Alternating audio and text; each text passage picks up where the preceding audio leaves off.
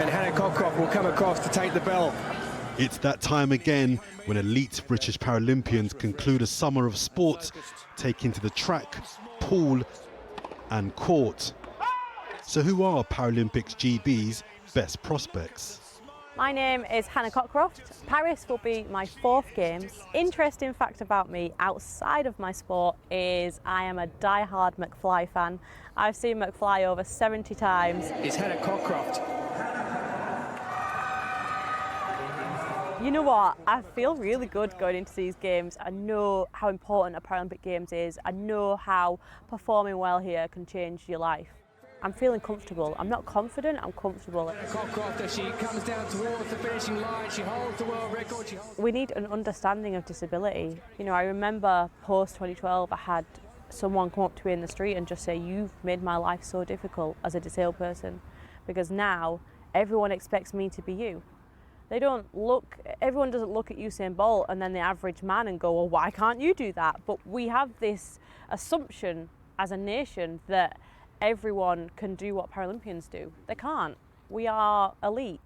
Despite a better understanding and respect for people with disabilities since 2012, Cockroft feels there's still a long way to go. You know, ultimately, we still need to make life more accessible in the UK. I might have 7 Paralympic gold medals, but I can't get on a train without a ramp. I still have to pre-book my travel. All these things don't disappear when you win gold medals.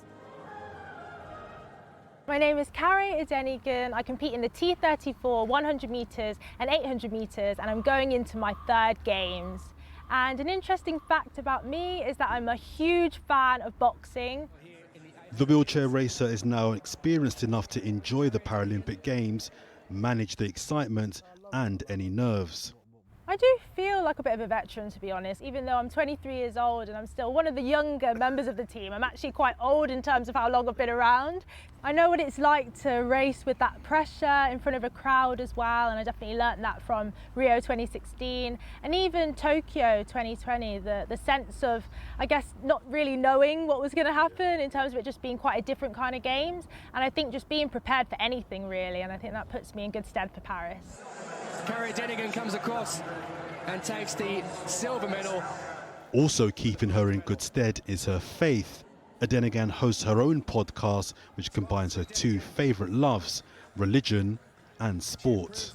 As a Christian athlete, my faith really impacts what I do as an athlete, so I've been able to talk to other Christian athletes, coaches, chaplains, and just to have some encouraging conversations. The most important thing that I've really taken from it is how important identity is, and sport can really challenge people's identity. You know, when you don't get the performances that you want, that can really cause a lot of anxiety, a lot of fear. When you have faith, you know, it's something that you can root and ground yourself in that doesn't change, and I think that's been a great encouragement to many athletes. Hi, my name's Dan Pembroke. I'm an F13 javelin thrower, and this will be my 2nd Games. Thank you, Broom. And the interesting fact about me is that I am a brewer. I brew beer, and I'll be brewing a special beer for Paris. Dan Pembroke came into para sport after initially trying to qualify for the Olympics. But once he'd snapped a ligament in his elbow during a throw, his arm was never the same again. But then he had the equally devastating news that would shape the rest of his life and career. His eyesight in one eye started to deteriorate. So I contemplated for a while and then just thought, you know what, I've got so much to see in the world. And I went travelling for 4.5 years. But ultimately my eyesight did start to deteriorate to the point it was getting quite dangerous doing the things I was doing. And then decided to move back to the UK. And then I thought, you know what, I wonder if I could throw again. And so I started throwing javelin, and with my unconditioned body from eating pies and drinking beer all through my travels. And then somebody said to me, why don't you try for parasport? I thought, there's no way my eyesight's bad enough to get into that. Anyway, I went for the classification, and lo and behold, they told me that I had only 10% of my vision left. So it was a double-edged sword, you know. I was like, for one moment going, your eyesight's really bad, but then you can do this. And then when I found out about it and the richness of all the athletes and their stories, their performances, how they train, I mean, it's incredible. Like, you see the determination in these guys.